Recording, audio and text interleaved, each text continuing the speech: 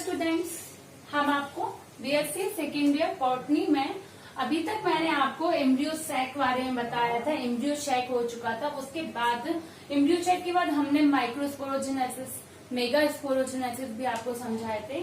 Double fertilisation भी इससे related समझाया था। फिर भी आज हम जो टॉपिक ले रहे हैं, ये सारे टॉपिक्स ऐसा है कि ये सारे क्वेश्चंस जो आपके प्रैक्टिकल में भी पूछे जाते हैं और आपको शॉर्ट क्वेश्चन में भी पूछे जाते हैं। तो ये मैंने जो स्ट्रक्चर बनाई है, कुछ अगर देखी हुई लग रही है आपको, तो आप को ध्यान से याद जरूर करिएगा कि क्या है स्ट्रक्चर। ये ओव्यूल है, एनाटोपस प्रकार का ओव्यूल होता है, जिस ओव्यूल को हम इस तरीके से यहाँ पर बनाते हैं। ठीक है, तो यहाँ पर हम ओव्यूल का एनाटोपस बीजांड का अनुदैर्ध्य सेक्शन कट के बारे में बता रहे हैं कि अनुदैर्ध्य सेक्शन कट करने पर हमें इस प्रकार से प्रतीत होता है।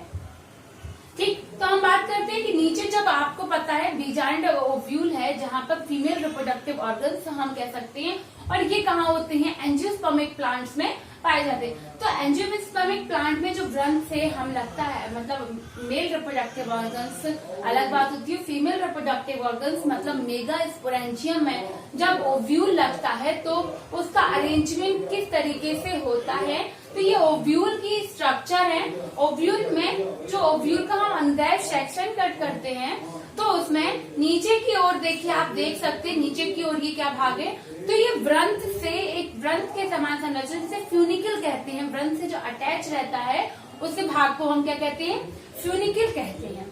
ठीक है ना, पॉइंट्स बाय पॉइंट्स आप ध्यान दीजिए, और आप लोग चाहें तो समझकर अपने खुद के नोट्स तुरंत पॉइंट्स को नोट करते जाया करिए, जिससे आपको आगे पढ़ने में बहुत हेल्प मिलेगी।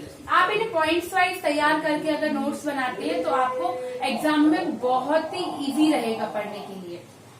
ठीक है, तो नीचे हमने बताया व्रंत से अगर अटैच रहता है वो पार्ट क्या कहलाता है? फ्यूनिकल कहलाता है। जो फ्यूनिकल के बाद जब ऊपर की ओर टच होने वाला भाग होता है, कुछ चौड़ा सा भाग जा रहा है, उसको हम जब फ्यूनिकल से अटैच भाग हाइलम कहलाता है। ये देख रहे, इतने क्वेश्चन हमने ये बात करे, ये ऊपर की ओर बढ़ रहा है, ये हाइलम वाला पार्ट है। हाइलम से कुछ चौड़ा हुआ रेडिकल का मुड़ा हुआ चक्रा चौड़ा सा भाग आता है, जिसे हम रेफी कहते हैं। देखिए हमारे नाम यहाँ बदलते हैं ना, आप सोचेंगे कि रे तो ये यही गई है, लेकिन नाम क्यों यहाँ पर फाइलम बोल दिया, यहाँ पे हाइलम, यहाँ पर रेफी। लेकिन क्या होता है, अलग अलग पोर्शंस होते हैं जो यहाँ से अटैच था उसको फ्यूनिकल, यहाँ ऊपर की ओर जो बढ़ रहा है सक्रिय भाग से चौड़ा भाग हो रहा है उसको हाइलम कहा गया, कवरिंग है ये सब। और ये रेफी वाले भाग को कहा, जो मोड़ रहा है और एक चौड़ा रूप ले रहा है, ये रेफी वाला भाग है। और ऊपर जब मूव करता हुआ चौड़ा मूव किया हुआ भाग है, जो ये पूरा पोर्शन है, ये चैलेजा कहलाता है। क्या कहते हैं इसको? चैलेजा कहते हैं। चैलेजा आपने सुना होगा, चैलेजा वाले भाग। ठीक है, और अब जो आप देख रहे हैं, ये जो चैलेजा से कुछ ये जो रेज जा रही है, ये वाला पोर्शन क्या है? तो ये भाग क्या है? इनको हम इसमें दो या एक इंटेगुमेंट के आवरण पाए जाते हैं, वो तो स्पीसीज पर डिपेंड करता है। लेकिन सबसे मोस्ट बात ये है कि इसके 3 इंपॉर्टेंट पार्ट्स होते हैं। पहला होता है इंटेगुमेंट, दूसरा है न्यूसैलस, तीसरा है भ्रूण कोश। आप फिर से ध्यान से सुनिए, इंटेगुमेंट, ये पूरा भाग, न्यूसैलस, ये एम्ब्रियो सैक।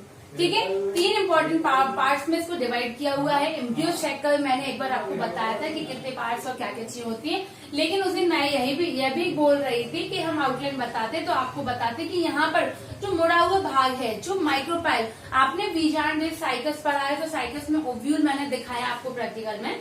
तो ओव्यूल में एक छिद्र लाइक स्ट्रक्चर होती है, जहाँ से माइक्रोपाइल वाला सिरा कहलाता है। यहाँ से इस माइक्रोपाइल से होकर क्या होता है, जो मेल रिप्रोडक्टिव ऑर्गन्स, जो मतलब ट्यूब होती है, पॉलन ग्रेन्स की पॉलन ट्यूब होती है, इसी भाग से यहाँ पहुंचती।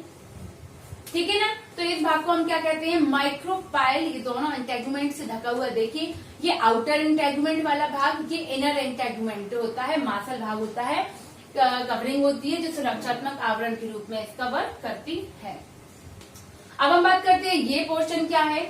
इस पोर्शन को हम कहते हैं न्यूसैलस। न्यूसैलस बहुत इंपॉर्टेंट भाग है, क्योंकि एम्ब्रियो सैक न्यूसैलस में ही सुरक्षित है। ठीक है, और सारे पोषक तत्व और सारे भाग न्यूसैलस में ही पाए जाते हैं। तो न्यूसैलस की बात हो चुकी है। अब हम बात करते हैं हमारा एम्ब्रियो सैक। ठीक है, एम्ब्रियो सैक है, इसमें 8 न्यूक्लियर स्टेज होती है, 8 केंद्र की अवस्था। तो 8 केंद्र की अवस्था को 3+2+3 के अकॉर्डिंग ही बताया जाता है, क्योंकि 3+2+3+2+3। तो इसमें क्यों 3+2+3 क्यों बोला गया?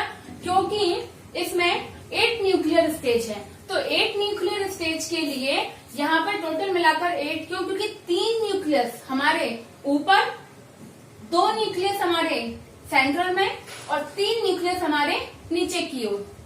ठीक है ना? आप लोग क्लियर है? 3 ऊपर, 2 सेंट्रल में, 3 इस तरीके से। अब हम पांचों न्यूक्लियस का नेम डिवाइड करेंगे कि 3 जो ऊपर के न्यूक्लियस होते हैं, इन तीनों न्यूक्लियस को हम एंटीपोडल्स कहते हैं। क्या कहते हैं? Antipodal cells. 8 न्यूक्लियर स्टेज का भी मैंने आपको पहले बताया था कि 8 न्यूक्लियर स्टेज जब मेगास्पोरोजेनेसिस होता है तो उस समय डिवीजन के फलस्वरूप 4 से 8 मियोसिस के बाद जो बनते हैं, जो केंद्रक 8 की उसकी अवस्था बनती है, वही 8 में से 3 आपके ऊपर वाले एंटीपोडल्स न्यूक्लियस, बीच वाले सेंट्रल के 2 पोलर न्यूक्लियाई। ठीक है, पोलर न्यूक्लियाई 2 होते हैं। ठीक, और नीचे जो 3 दिख रही हैं, इन 3 में से 2 साइड वाली, वैसे इसको एग एपरेटस में रखा हुआ है, लेकिन साइड की जो 2 होती हैं ये सिनर्जिड्स कहलाती हैं, और सेंट्रल वाला एग कहलाता है। ठीक है, सेंट्रल में जो लगा हुआ है ये एग एपरेटस में, ये एग होता है, एग सेल कहते हैं, और 2 साइड में सह कोशिकाएं जिनको हम सिनर्जिड्स कहते हैं। ठीक, तो जब आपको क्लियर है ये 8 न्यूक्लियर स्टेज कैसे 8 न्यूक्लियर है, आपको ध्यान रखना है एंटीपोडल सेल्स का, 2 न्यूक्लियर पोलर न्यूक्लियाई, और जब क्रिया होती है तो दोनों पोलर न्यूक्लियाई में फ्यूजन हो जाता है। फर्टिलाइजेशन इन्फ्यूजन के बाद ये संयोजन करके 2n नंबर का केंद्रक या 2n नंबर की सेल बना लेती है, केंद्रक बनता है। अब हम बात करते हैं कि जब ये तो देखिए ओव्यूल की बात हो गई है, एनाटॉपस प्रकार का अनुदैर्घ्य सेक्शन में ओव्यूल के मैंने पूरे पार्ट्स आपको क्लियर कर दिए हैं कि किस भाग को क्या कहते हैं। ठीक है, और सारी सेल्स भी यहाँ क्लियर है। अगर कोई कंफ्यूजन है आप बार बार रिमाइंड करके इसको पढ़ेंगे, लेकिन बहुत सिंपल है कि 8 न्यूक्लियर स्टेज में 3 एंटीपोडल, 2 पोलर न्यूक्लियाई, 2 सिनर्जिड्स और 1 एग। अब आप देख रहे हैं एक एग है, तो जब माइक्रोपाइल से होती हुई पॉलन ट्यूब आती है तो उसमें 2 मेल न्यूक्लियाई आती हैं।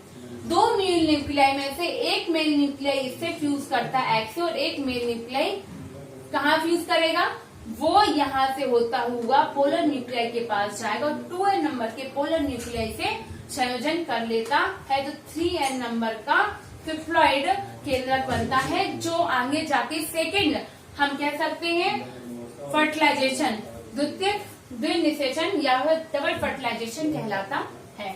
ठीक है, तो आपको एनाटॉपस प्रकार का ओव्यूल का अनुदैर्घ्य सेक्शन कंप्लीट हुआ। अब हम बात करें, हम एक टॉपिक आपको बताना भूले कि जब इंटेगुमेंट पर एक या चौड़ा या हम कह सकते हैं आवरण होता है तो स्थूल बीजांडकाई कहलाता है, लेकिन जब उसमें पतला है एक अध्यावरणी, द्विअध्यावरणी होगा तो स्थूल बीजांडकाई कहलाता है, और जब एक अध्यावरणी होगा तो इसको हम तनु बीजांडकाई कहते हैं। ठीक है, आई होप आपको क्लियर होगा कि कोई भी प्रॉब्लम है आप लोगों को तो आप क्लियर कर सकते हैं। ठीक, थैंक यू स्टूडेंट्स।